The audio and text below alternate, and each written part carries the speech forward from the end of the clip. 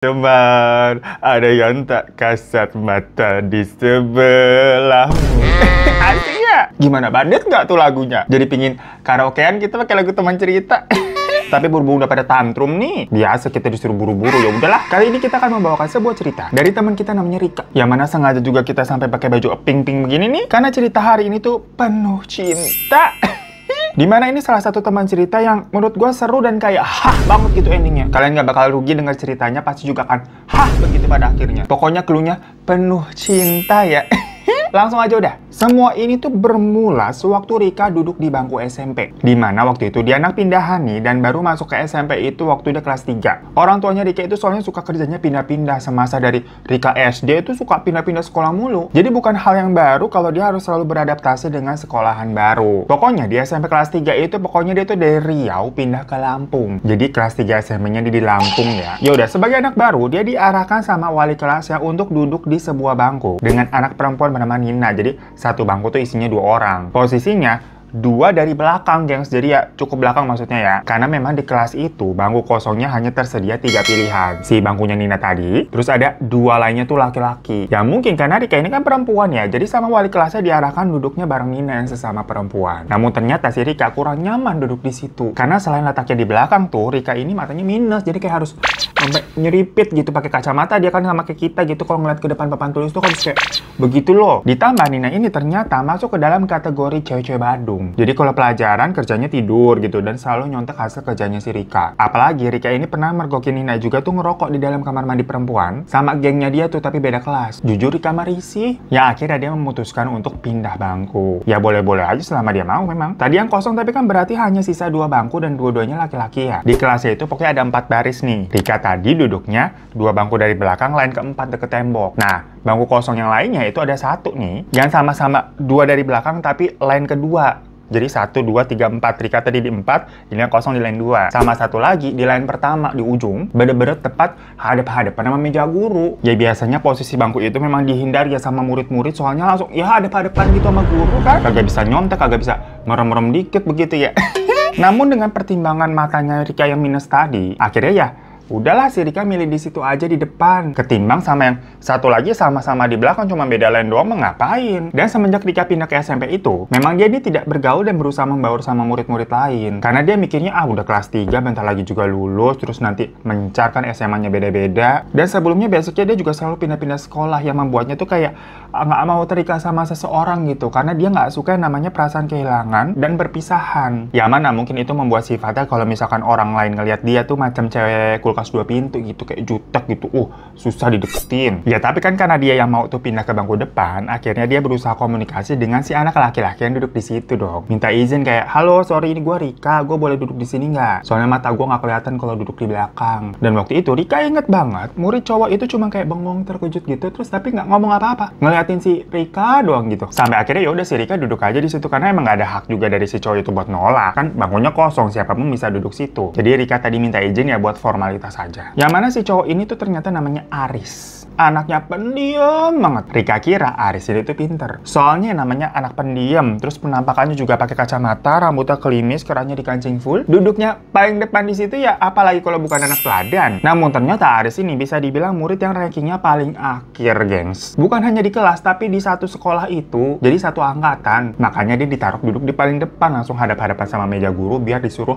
yuk nyimak pelajaran yuk. Dan gak ada murid yang mau duduk sama dia, karena ya itu, udahlah itu bangku horor, maksudnya depan meja guru langsung ya. Gak ada juga yang bisa diharapin sama Aris. Maksudnya kalau ujian segala macam, lu mau nyontek sama si Aris? Ya lama jeblok nilai lu. Ya pokoknya itu menurut anak-anak yang di sana pada waktu itu ya. Dan di luar kelas, Aris ini juga suka apa ya, dibully gitu, dibilang aneh, dibilang bego, maaf gitu, dibilang freak juga. Jujur Rika pas mengetahui hal itu jadinya simpati ya, bukan aksis atau Excel. Ya Allah, jokes bapak-bapak. Maksudnya iba begitu. Jadinya kalau lagi senggang ya nggak jarang kalau Rika ini ya sebagai teman sebangku ngobrol lah sama Aris, masa jadi diem-dieman terus. Toh Rika kan juga kagak punya teman di situ. Dan juga akhirnya Rika ini mengetahui kalau Aris ini sepertinya bukan bodoh. Jadi bukan kayak orang-orang yang punya keterbelakangan mental atau gimana gitu, yang otak berpikirnya lambat gitu. Enggak. Dia ini cuma pemalu dan kayak minderan, mungkin karena efek sering dibully. Sama pintarnya itu memang bukan di sisi akademis, melainkan di bidang seni. Jadi di buku-buku pelajarannya Aris tuh banyak gambar-gambar yang menurut Rika lumayan bagus loh. Jadi si Aris ini suka gambar-gambar anime, gengs. Ya lagi-lagi namanya sebangku. Makin lama mereka semakin dekat dan sering ngobrol ya. Yang ternyata Aris ini memang suka Jepangan. Ya tapi konteksnya mereka kalau lagi ngobrol itu di dalam kelas dan karena sebangku doang ya. Karena kalau udah keluar kelas si Rika ini lebih suka menyendiri dan habis pulang sekolah ya udah langsung pulang aja. Pokoknya si Rika ini memang tidak terlalu suka bersosialisasi pada saat itu waktu SMP. Sampai ada saat si Rika ini mergokin si Aris lagi dilabrak sama cowok-cowok anak SMP-nya dia itu di belakang sekolah. Pokoknya kayak ditempelin, ditabuk segala macem. Yang ngeliat begitu si Rika ngelerai dong dengan ngancem kayak gua bakal laporin ke kepala sekolah gitu loh. Ya biasa kan cewek sukanya main adu-aduan. Yang hal itu membuat si cowok pelabrak ini mungkin takut. Udah nih sejak itu Aris berterima kasih banget terus sampai ngasih gambar kayak sketsa wajahnya Rika gitu yang katanya sebagai ucapan terima kasih. Sketsanya ini bukan gambar anime ya, sketsa wajahnya si Rika beneran. Soalnya kan basicnya memang Aris ini suka bisa gambar. Ya sama Rika diterima aja tuh. Sampai akhirnya pokoknya lulus SMP, masuk ke SMA. Rika ini masih di Lampung nih. Orang tuanya juga masih kerja di sana soalnya. Ternyata banyak anak SMP-nya yang kemarin itu bersekolah di SMA yang sama. Jadi ketemu lagi dengan muka-muka yang kemarin. Termasuk si Aris ini, gengs. Dan di kelas 1 mereka pun sekelas lagi. Cuma kali ini kan Rika punya kesempatan untuk memilih bangku yang mana yang mau dia duduki. Karena ini bener-bener di awal pelajaran ya jatuhnya. Nggak kayak kemarin pas dia masuk SMP udah mulai pelajaran sebagai anak baru ya udah nggak bisa milih bangku sesuka dia. Ya akhirnya si Rika ini memilih untuk duduk bersama cewek di kursi pokoknya 3 bangku dari depan gitulah. Jadi nggak terlalu depan tapi nggak terlalu di belakang juga. Tapi posisinya di tengah pas lah buat mandang ke papan tulis depan. Apa ya? Strategis gitu istilahnya. Jadi kalau belajar bisa, tapi sekali curi-curi merem ngantuk dikit gitu ya bisa juga. Namanya anak sekolah. Namun sementara si Aris masih sama duduknya di situ tuh di depan meja guru. Sendirian lagi. Ya melihat itu sebenarnya si Rika ini merasa apa ya? Sedih untuk si Aris. Tapi kan bukan kewajibannya juga buat sebangku lagi sama dia. Namun sebagai bentuk kayak apa ya? Kita pernah sebangku nih gimana pun juga kan kita kenal. Jadi di hari pertama itu pas jam istirahat dimana semua murid keluar untuk ke kantin, Rika yang melihat Aris diam aja tuh di bangku kayak negur kayak, Aris kamu nggak ke kantin? Di situ Aris bilang, enggak aku makan di sini aja gitu sambil senyum. Namun Rika nggak ngeliat si Aris kayaknya nggak bawa bekal apa-apa, cuma bawa air minum doang. Lagi-lagi sebagai bentuk kayak nggak tahu ya si Rika ini merasa kayak nggak enakan gitu membiarkan Aris sendirian. Tapi lagi-lagi kan itu bukan salah atau kewajibannya si Rika ya. Jadilah si Rika ini beliin Aris roti yang di kantin. Jadi dia beli buat dirinya sendiri dan beliin 1 roti nih buat si Aris dengan maksud kayak, ih gue bukan mau jahatin lu ya, nggak mau duduk sama lu lagi, tapi ya gue emang mau duduk di sana tuh di belakang dikit biar lebih santai, apalagi kan ini juga baru masuk ke kelas 1 gitu ya, jadi nggak usah terlalu ngoyo banget gitu belajarnya menurut si Rika. Tapi semua itu nggak diucapin sama Rika ya, maksudnya dalam pemikiran hati dan otaknya dia aja, supaya Aris nggak menganggapnya si Rika ini ngejauhin atau gimana. Udah pas dikasih roti itu si Aris kayak makasih terus sama si Rika. Namun kebaikan Rika itu sepertinya disalahartikan oleh Aris yang menjadikan hidup Rika mencekal mulai dari sini. Pokoknya dari situ si Rika ini suka mergokin Aris nih kayak curi-curi pandang gitu ke dia. Lah si Aris kan duduknya di pojok depan sana tuh. Sedangkan si Rika di line kedua agak ke kanan sini di bangku ketiga gitulah. Ya otomatis kalau Aris ngeliat ke sini ya Rika ngeliat dong. Sampai akhirnya banyak juga nih yang nyadar dan tiap kali Aris nengok ke arah Rika langsung dicie-ciein. Ya pasti paham lah kalian usulnya anak-anak SMA. Namun buat Rika kan jadinya apa ya? Risih ya digituin dia. Namun masih didiemin aja udah. Sampai akhirnya ada satu kejadian nih pas lagi pelajaran, guru yang lagi nerangin di depan tuh negur Aris. Karena dinilai Aris ini lagi nggak fokus dengerin pelajarannya dan malah kayak nyoret-nyoret sesuatu. Dan pas dicek ternyata dia lagi gambar wajahnya si Rika. Ya langsung rame sekelas langsung cie begitu. Di situ Rika udah mulai berasa terganggu gitu karena kan jadi bulan-bulanan sekelas juga dia. Udah nih singkat cerita lagi ya. Ada saat lagi-lagi di mana si Aris nih dibully sama kakak kelas dan ditemuin di tasnya itu banyak ilustrasi cewek-cewek anime tapi yang kayak telenji-telenji begitu guys. Dan salah satunya ada sketsa Rika yang digambar nggak pakai baju juga. Lah heboh satu sekolah, apalagi ditemunya sama kakak kelas tuh. Sampai orang tuanya Rika dipanggil karena dikirain Rika ini berbuat aneh-aneh sama Aris. Macam kayak digambar secara langsung kayak apa Jack sama Rose Titanic begitu kali ya.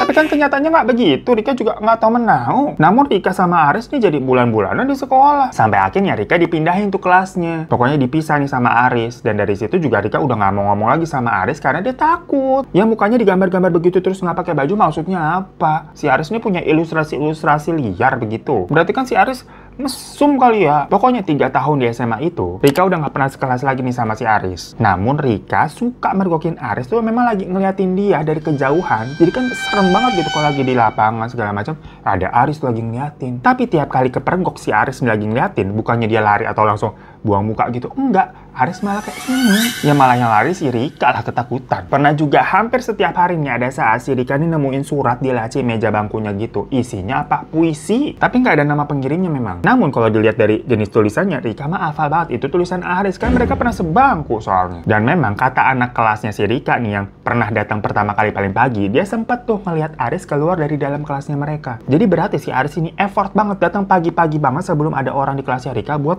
narok puisi itu. Cuma ya gimana ya, Rika bukannya jadi lulu malah tambah takut. Yang akhirnya hal itu dilaporin lah ke guru BP. Dulu namanya guru BP, sekarang apa nggak tahu. Boleh komen di bawah ya anak-anak Gen Z ya. Ya dari situ Aris dipanggil sama guru BP, tapi Rika nggak tahu nih ada omongan apa di dalam sana. Namun memang setelah itu nggak ada lagi surat-surat berisi puisi yang ada di mejanya Rika. Berhenti nih. Hingga akhirnya pas lulusan, Aris nih memberanikan diri untuk nyamperin Rika, di mana ternyata dia mau meminta maaf kalau selama ini mungkin membuat Rika merasa tidak nyaman atas perlakuannya. Aris bilang dia mengakui kalau dia suka nih sama Rika, karena Rika ini dianggap satu-satunya wanita yang baik terhadapnya. Tapi dia sadar kalau dirinya tidak pantas, kata buat Rika. Intinya Aris meminta maaf dan mengucapkan selamat juga atas kelulusannya Rika ya, kelulusan bersama. Aris juga lulus soalnya. Ya karena itu Rika sih nggak langsung kabur atau gimana ya, toh lagi banyak orang juga di sana kan macam wisuda SMA. Rika cuma bilang kayak, ya udah sukses terus ya Aris, biar cepet aja. Terus dia langsung berpaling nyamperin orang tuanya sendiri. Nah waktu kuliah Rika nih pindah ke Jakarta. Perkara orang tuanya juga sama, emang moving kerjaan ke Jakarta. Dan Rika itu keterima di sebuah kampus yang ada di daerah Depok, ya tau lah kampusnya apaan ya. Nah ini cukup mengejutkan, tapi sayangnya kita nggak bisa gamblang juga nyebutinnya. Jadi ya semoga kalian ngerti nanti paham gimana maksudnya. Rika ini kan keterima di salah satu kampus terbaik yang ada di Depok tuh, yang isinya orang-orang pintar. Nah entah kenapa dia sempat kepikiran nih kayak, bisa tenang lah sekarang, gue ini udah gak ketemu Aris lagi. Agak jahat sih pemikirannya, tapi kan karena si Rika ini berpikiran Aris gak mungkin lah masuk di kampus yang di sini. Orang dari SMP sampai SMA peringkatnya gak naik secara signifikan, masih terus ada di 10 terbawah dari satu angkatan. Ya kalian ngerti kan maksudnya gimana? Udah nih perkuliahan dimulai, gak ada yang aneh-aneh, semua lancar. Dia juga akhirnya mulai berbaur, nyari temen segala macem seiring pendewasaan dirinya ya. Toh ditambah si Rika juga mikir kan kalau kuliah ini saklek ya, gak bakal pindah-pindah macem di SD, SMP begitu, karena ngikutin orang tua. Ya misalkan nanti memang orang tuanya pindah kerja lagi, karena Rika udah gede juga ya tinggal bisa ngekos lah, gampang udah. Sampai satu waktu nih, masih semester 1, masih awal-awal, Rika habis keluar dari kelas, dia mau ke perpustakaan sama teman-temannya. Dimana perpustakaan kampus itu memang besar dan ada tempat nongkrongnya gitu. Di sana dia ketemu siapa? Ya Aris pastinya, ketebak gak sih? Ya kalau kita sih gampang nebaknya ya. Tapi Rika yang pada saat itu bener-bener kagak ada pikiran apa-apa, harusnya semua berjalan normal loh. Kalau tahu-tahu ada Aris, yang mana mereka sempat kayak tatap-tatapan. Tapi kan Rika bingung ya, dia langsung sok-sok pura-pura nggak lihat dan ngajak ngobrol teman-teman yang membelakangi Aris gitu loh. Namun tahu-tahu dari belakang ada yang manggil, Rika kayak langsung, aduh dia hafal banget nih sama suaranya Aris ini nih. Dan teman-teman yang lain kan juga otomatis ngeliat si Aris di belakangnya Rika ya. Mau nggak mau Rika kayak, Aris sok-sok kaget, lo di sini? Si Aris jawab kayak, iya ini aku lagi nyari buku buat tugas kampus. Loh, lo ngapus di sini jurusan apa? Oh enggak, aku ngapus di... Jadi ke perpus ini memang lebih deket, soalnya kan di sini lengkap. Jadi ternyata Aris itu kuliah di salah satu kampus yang ada di Depok juga. Tapi kampus biasa, akreditasinya juga B, gengs katanya waktu itu. Pokoknya kayak ruko kecil lah. Tapi letaknya memang dekat dengan kampusnya si Rika. Dalam hatinya Rika, aduh masih satu daerah lagi, kok bisa ketemu lagi. Namun di situ Rika jadinya kayak langsung cabut, kayak oh ya udah Riz, gue duluan ya. Jadi Rika baru sampai di perpus itu langsung pergi lagi sampai teman-temannya pada bingung. Ya soalnya kan teman-teman kampusnya Rika nggak tahu ya Aris itu siapa. Masalahnya akhirnya gengs ada hal yang tambah creepy lagi. Tahu-tahu Rika ini suka dapat SMS. Jadi waktu itu masih zaman SMS ya. Dari nomor tak dikenal pastinya. Isinya kayak macam, kamu cantik hari ini pakai baju hijau. Gimana pada saat itu memang si Rika lagi pakai baju hijau. Dia bingung loh. Siapa nih kok tahu gue pakai baju hijau? Terus juga pernah kayak jangan makan mie terus, nanti aku kirimin makanan mau ya. Waktu itu posisinya si Rika lagi di kantin lagi nganyom mie ayam. Lah kan serem ya. Sampai waktu si Rika lagi bolos kampus tuh ke Depok Town Square, salah satu mall ada di Depok. Dikirimin SMS lagi. Kamu bolos ya, mau aku temenin. Lah siapa yang kagak takut coba tahu-tahu digituin. Ya langsung diblok lah nomornya. Tapi nggak berpengaruh karena nanti ada lagi nih SMS seperti itu pakai nomor lain, gengs. Hingga akhirnya si Rika ini ngeh kalau semua itu adalah perbuatan Aris karena ada SMS yang tahu-tahu isinya apa? Puisi. Akhirnya dibalas sama Rika dengan kata-kata yang sebenarnya cukup kasar waktu itu. Karena menurut Rika itu beber sudah meresahkan dan beber keterlaluan keterlaluan, semacam kayak nguntitin dia kan. Baru abis itu nggak ada lagi tuh kiriman-kiriman SMS lagi selama sebulan. Hidup Rika kembali tenang. Namun, ada lagi serangan dadakan. Yaitu bukan kiriman SMS, tapi kiriman pulsa. Padahal si Rika ini bukan mama minta pulsa.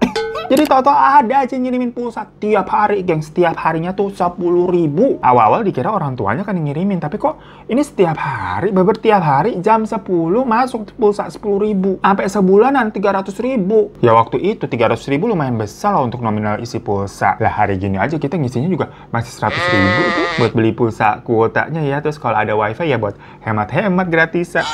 Nggak pernah kita kayak seumur-umur beli pulsa 300.000 dah. Entah kenapa si Rika ini merasa ini nih perbuatan nyaris lagi nih. Namun kali itu dia bisa apa? Masa dia harus ganti nomor lah, repot. Orang-orang semua kan pada tahu nomornya yang ini. Sementara nomornya Aris yang udah diblok tuh ternyata udah nggak aktif juga waktu mau ditelepon, kayak disuruh berhenti gitu ya. Mungkin Aris ganti nomor kali. Pokoknya dikirimin pulsanya itu hampir 3 bulan non-stop. Nggak ada satu hari pun yang nggak dikirimin. Mau Sabtu Minggu tetap masuk tuh di jam 10. Kebayang seberapa effortnya si Aris nih ya. Tapi nyeremin. Ujung-ujungnya hal itu memang didiemin sama Rika. Bukannya dia mau memakai pulsanya ya, senang dikirimin pulsa, tapi nggak tahu cara berhentinya gimana. Dulu kan dikirimin pulsa begitu kayak dari counter pulsa gitu, gengs. Jadi yang masuk gitu bukan kayak nomor orang, nggak bisa kelacak nomornya juga. Sampai akhirnya sih berhenti sendiri. Rika nih mikirnya, oh udah bangkrut kali, udah miskin lagi-lagi. Siapa suruh kirim-kirim pulsa gitu sampai 3 bulan. Ternyata belum bangkrut, guys, belum berhenti. Karena tahu-tahu ada kiriman uang masuk ke rekeningnya Rika. Lagi-lagi kan awalnya nih dikirain orang tuanya ngirim. Soalnya nominalnya tuh 2 juta waktu itu. Lagi-lagi cukup besar, apalagi ini konteksnya anak kuliahan loh. Cuma pas Rika cross-check nih ke orang tuanya, enggak, papa sama mama nggak ada yang kirim uang. Ya karena penasaran, Rika sampai ke bank buat nyetak buku tabungan, ngeliat tuh siapa kirimannya tuh dari siapa. Lagi-lagi dulu handphone belum secanggih sekarang yang bisa m-banking, ngeliat tracking segala macam. Orang masih zaman kirim masih SMS-an. Dan pas ke bank kelihatan tuh kalau kiriman uang dari rekening kan atas nama siapa. Ketebak bener dari si Aris. Maksudnya apa? Wah, panik si Rika nih, udah gila nih, maksudnya si Aris apa sih? Akhirnya ditransfer balik tuh, karena kan ketahuan ya nomor rekening pengirimannya dari bank tadi, jadi bisa ditransfer balik ke rekening itu. Ditransfer lagi sama si Aris. Jadi transfer balik lagi sama Rika. Ditransfer balik lagi sama si Aris. Jadi kayak lempar-lemparan. Karena si Rika ini nggak tahu cara ngehubungin Aris tuh gimana. Soalnya dari pihak bank juga nggak bersedia yang ngasih informasi kontak dari si Aris. Nggak sesuai kode etik soalnya. Sampai terakhir kan dikirim lagi nih sama Aris. Nah itu ada message-nya. Jadi waktu di bank tuh masih di bank, soalnya kan lempar-lemparan terus. Terakhir ada message dari kiriman Aris itu. Jadi kayak ada note-nya gitulah. Dibilangnya untuk modal nikah kita. Ya akhirnya sama si Rika nih langsung ditransfer balik dan nomor rekeningnya dia blok. Dia sampai harus bikin rekening baru. Jadi transferan tadi tuh udah nggak bisa kekirim lagi ke dia. Lah kan ngerepotin ya kalau begitu ya. Merasa geram nih, si Rika akhirnya datang tuh ke kampusnya Aris. Waktu di perpuskan si Aris sempat bilang dia kuliah di gitu kan. Ya disamperin ke sana tuh. Rika nanya ke orang-orang di sana, kenal nggak yang namanya Aris? Disebut itu nama panjangnya Aris ini. Tapi nggak ada yang kenal, gengs. Karena ternyata si Aris nggak kuliah di situ dong. Bohong dia. Tapi habis itu si Rika nggak tahu lagi nih Aris gimana kabarnya. Sempat menghilang soalnya udah sampai si Rika akhirnya lulus kuliah. Pada saat itu orang tuanya Rika ini memutuskan untuk tinggal di Jogja menghabiskan masa tua. Soalnya udah pensiun. Dan Rika ini anak tunggal, jadi nggak ada tanggungan lah bagi orang tuanya Rika. Jadi kayak mau menikmati aja udah. Apalagi Rika habis lulus juga langsung keterima kerja di Jakarta. Ya lulusan kampus bagus. Jadilah dia ngekos. Tadinya sih mau tinggal di rumah kontrakan yang sebelumnya sama orang tuanya tinggalin di Jakarta itu ya. Tapi buat dia sendiri dirasa terlalu besar lah, ngapain capek, beresinnya juga kagak ada waktu. Makanya ngekos aja lah yang deket kantor, cenah gitu. Tinggal jalan 5 menit gitu nyampe, hemat ongkos. Kos-kosannya ini tuh juga khusus wanita, gengs, jadi aman lah. Tapi ada hal yang lagi-lagi nggak masuk akal buat Rika sendiri. Jadi pas lagi libur nih, Sabtu-Sabtu, Rika keluar kosan buat ke warung beli pembalut, cenah. Abis selesai dari warung, balik badan, set.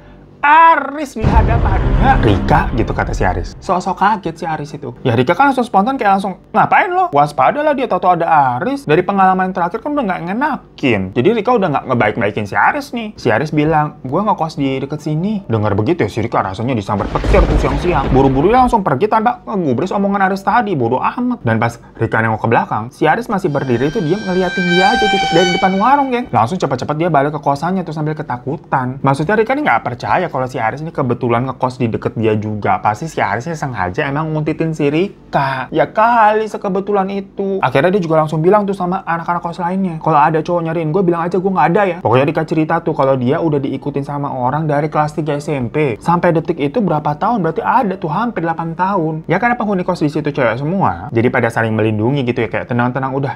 Cowok kan nggak boleh masuk ke sini juga. Jadi dia nggak bakal bisa ngapa-ngapain lo di sini aman. Semenjak itu si Rika selalu waspada lah setiap kali dia keluar kosan kayak celingak-celinguk gitu kan, takutnya ada Aris. Sampai udah pulang kantor juga nih kan jalan kaki ya ke kosan nih. Waspada juga tuh dia tuh, nggak ada apa-apaan sih, aman. Sampai ke kosan, tahu-tahu di depan kamarnya tuh ada kotak sama bunga mawar setangkai gengs digelatakin di bawah pintu. Udah bunga doang setangkai, nggak ada pitanya, nggak ada ucapan apa-apa, nggak ada. Yang kebetulan memang hari itu adalah 14 Februari, hari Valentine. Jadi kan mikir nih, siapa yang naruh bunga di sini? Ya mikirnya mungkin anak-anak kosan kali lagi bagi-bagi bunga. Ya udah dia bawa masuk kan tuh, pas di dalam kotaknya dibuka bener aja isinya coklat gitu bulat-bulat. Dimakan satu sama si Rika.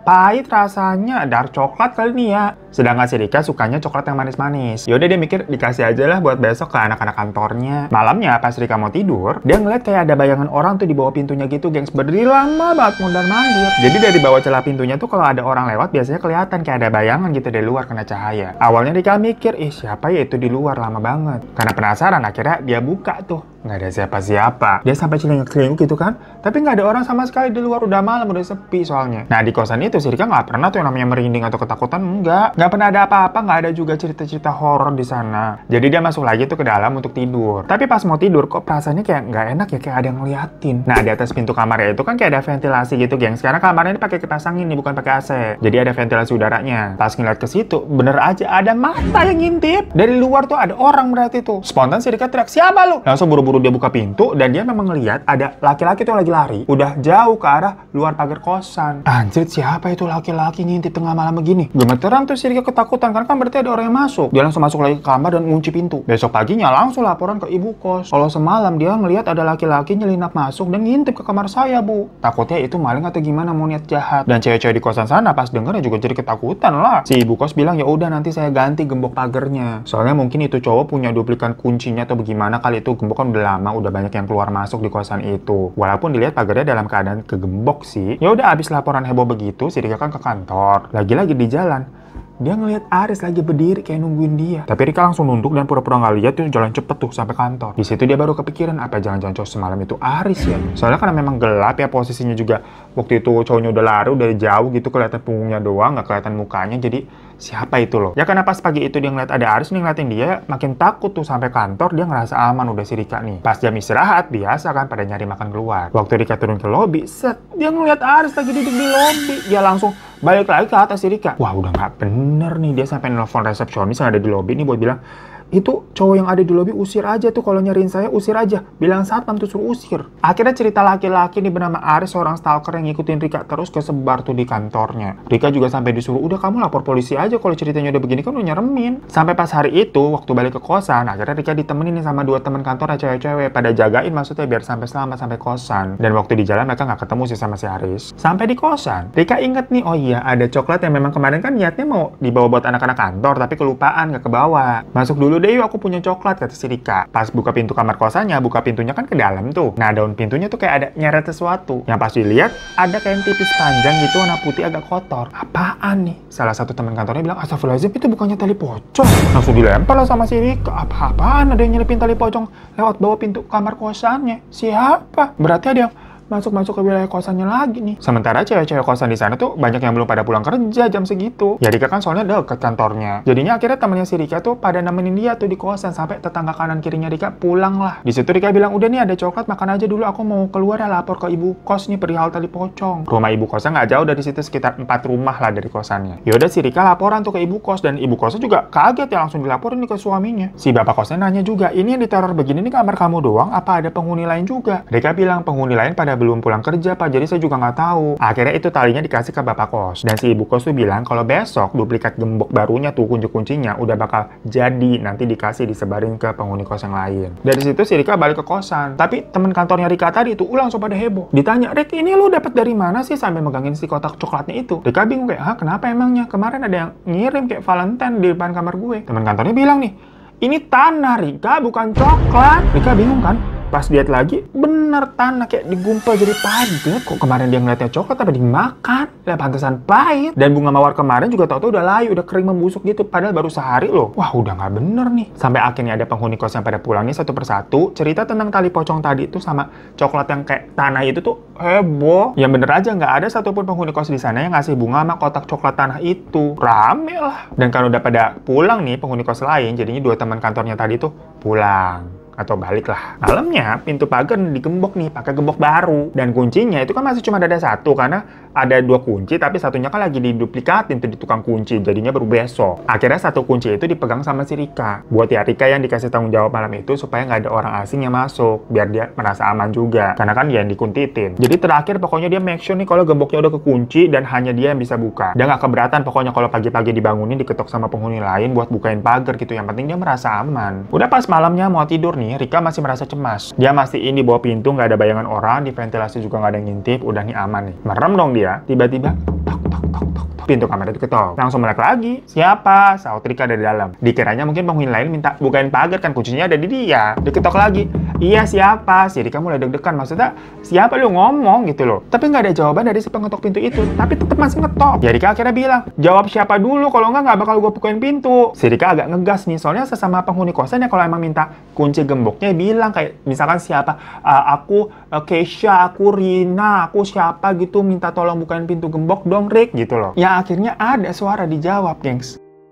Aris, Rick. Wih, itu dari ujung kaki sampai ujung kepala getar denger nama dan suaranya. Pergi lo, ngapain lo di sini, pergi. Si Rika teriak-teriak tuh dari dalam ketakutan. Tapi dijawab lagi dari luar nih sama si Aris. Aku nggak akan pergi. Aku mau tetap selalu ada sama kamu. Ya langsung si Rika teriak, tolong, tolong, tolong, tolong buat bangunin penghuni lain. Ya bener aja langsung pada heboh ngetok kamarnya si Rika. Kenapa Rik? Kenapa Rik? Kenapa Rik? Gitu. Terdengar kan suara cewek-cewek rame di luar, baru si Rika bukain pintu. Rika udah nangis-nangis nih bilang, tadi ada cowok tuh gila tuh namanya si Aris itu tadi di depan kamarnya ngetok-ngetok. Ya langsung pada mencar gitu kan nyari cowok yang dimaksud tuh namanya Aris gitu. Dilihat pagar masih digembok, dicari kemana-mana nggak ada. Sampai akhirnya semua memutuskan untuk udah masuk aja ke dalam kamar masing-masing, kunci pintu. Kalau sampai ada apa-apa teriak aja di dalam kayak si Rika tadi tuh. Ya udah semua masuk nih dan Rika juga masih ketakutan karena kejadian tadi. Nggak bisa tidur dia malam itu. Sampai tahu-tahu ada suara ketukan pintu lagi, tapi bukan dari pintu kamarnya dia. Jadi kayak ada yang ngetok pintu, tapi dari pintu lain gitu loh jauh. Mungkin di kamar kosan lain. Namun lama-lama merembet, sampai lama-lama semua terdengar kayak ada semua pintu diketok. Otomatis dia kayak merhatiin pintunya sendiri tuh kayak nunggu giliran. Tapi ternyata bukan pintunya diketok, melainkan ada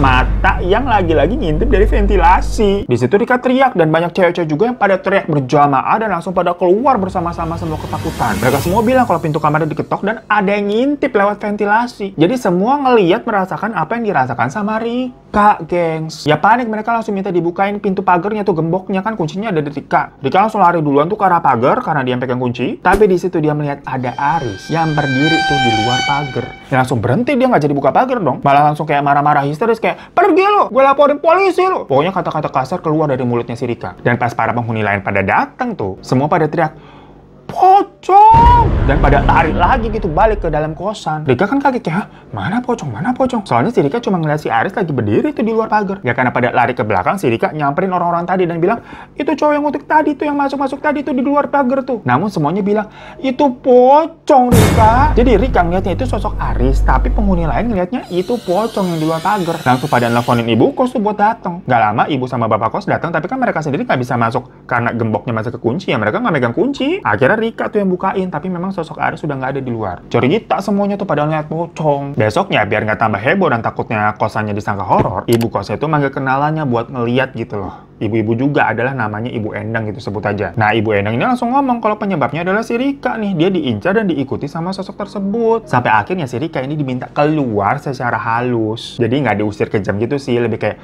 maaf ya Rika, penghuni lain di sini juga sepertinya jadi nggak nyaman. Takutnya ada hal-hal yang bisa merugikan nama kosan. Jadi kalau bisa Nak Rika cari kosan lain saja gitu kurang lebih ya. Ya Rika kan udah digituin juga nggak enak lah. Sisa uang kosannya juga dibalikin utuh sama si ibu kosnya. Jadi Rika beranggapan ibu kosnya juga nggak jahat sebenarnya. Namun dia kesel lah hidupnya jadi diteror begitu sampai diusir dari kosan, ya ganggu. Jangan sampai dia nanti diusir dan dikeluarkan dari kantornya juga. Makanya dia langsung nyari tuh si Aris. Ada apa ini sebenarnya? Singkat cerita, setelah ngubungin SMA-nya dulu buat minta kontak keluarganya si Aris, Dapet tuh, disampai di rumahnya si Aris. Dan di situ Rika menemukan sebuah hal mengejutkan. Dimana ternyata Aris sudah nggak ada sekitar 3 minggu yang lalu. Dimana pada saat itu, jadi kira-kira Rika waktu ketemu sama Aris di warung awal depan kosannya itu, Aris sudah nggak ada, itu sebenarnya udah meninggal. Kalau dihitung dari rentetan waktunya ya. Makanya waktu dia ngeliat si Aris di lobi kantor terus nelfon ke resepsionis dan bilang kalau ada cowok di situ usir, si resepsionis tuh bilang nggak ada nyariin Mbak kok. Dan Satpam juga melihat nggak ada cowok yang mencurigakan duduk lama di lobi. Jadi yang lihat cuma si Rika doang. Namun ternyata dari zaman kuliah tuh sampai kerja, banyak foto-foto Rika yang diambil diam-diam oleh si Aris, gengs. Jadi macam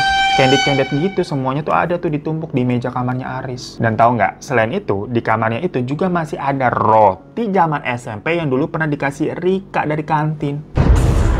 Kondisinya maka gak usah ditanya. Udah berjamur segala macam, udah busuk. Ya, berapa tahun itu? Keluarga katanya juga udah sering mengingatkan untuk jangan berbuat seperti itu. Apalagi waktu rotinya mau dibuang nih, langsung si Aris marah-marah, meledak-ledak. Sampai akhirnya si Aris itu meninggal ternyata karena jatuh di salah satu gunung yang ada di daerah Jawa Barat. Masalahnya Aris ini bukan anak gunung sama sekali. Olahraga aja kagak pernah. Dan dia naik gunung ini sendirian, gak sama siapa-siapa, gak sama temen ataupun kenalannya, gak bawa peralatan mendaki pun. Yang mana keluarga Aris nih menduga Aris itu semacam kayak mau ngilmu ke gunung itu. Karena gunung itu terkenal memang buat orang-orang nyari wangsit, ngilmu, dan semacamnya. Soalnya di komputer kamarnya Aris tuh banyak histori pencarian kayak cara memelet wanita, cara menaklukkan wanita dengan gaib, pokoknya hal-hal mistis-mistis begitu, dan salah satunya menyebutkan untuk kayak nyari ngilmu di gunung itu memang. Sampai akhirnya sebenarnya Aris sudah dikuburkan, tapi ternyata masih tetap setia menguntit si Rika. Ya merasa ini beberapa sangat menakutkan, bertahun-tahun dikuntit sama Aris yang masih hidup aja kan risih ya. Ini lagi dikuntit pocongnya Aris. Akhirnya Rika cerita nih ke orang tuanya, dan singkat cerita, dia ini melakukan semacam ruqyah dan kayak pelindungan untuk dijauhi dari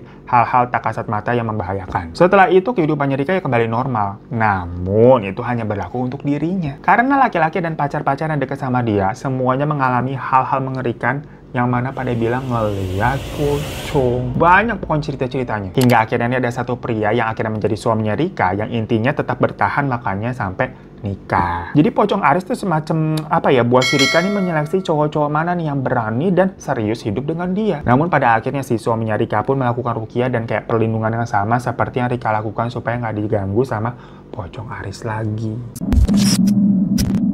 So itu guys cerita Rika yang selama kurang lebih 9 tahunan ya. Dari SMP waktu kelas 3, terus SMA berarti 3 tahun, kuliah 4 tahun, terus masuk ke dunia kerja. Ya 8 hampir 9 tahun. Ditaksir sama seorang pria karena menganggap si Rika ini adalah satu-satunya wanita yang pernah baik terhadapnya. Lah kalau tahu ceritanya begitu mah dari awal si Rika ogah baik-baiknya. Karena ternyata perlakuan baiknya itu malah disalahartikan dan malah menjadi petaka untuk dirinya sendiri. Keputusannya untuk duduk di depan tuh bersama Aris itu sebuah keputusannya Rika yang mengubah hidupnya selama 9 tahun berarti, gengs. Ya namun dari cerita ini sih Rika juga berpesan kalau jangan lelah juga menjadi orang baik, karena ujung-ujungnya ya dia bahagia kok telah menemukan orang yang tepat. Dan dipikir-pikir musibahnya itu tadi dia bisa jadikan apa ya, menyeleksi nih pria-pria mana yang berserius sama dia sampai akhir ketemu pilihan yang tepat. Macam kalau kita lagi ke Pizza Hut begitu.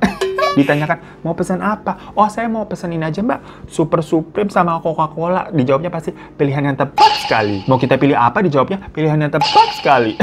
Ya terima kasih ya Rika untuk ceritanya ya. Dan buat para majikan atau penonton baru nih yang udah nonton gitu kan, tetap jadi orang baik, klik tombol subscribe kalau belum, gratis kok, sama klik like-nya juga. Kalau mau kirim-kirim cerita boleh ke email ini. Sampai jumpa lagi di teman cerita selanjutnya. Assalamualaikum warahmatullahi wabarakatuh. Janganlah takut, ceritakan padaku.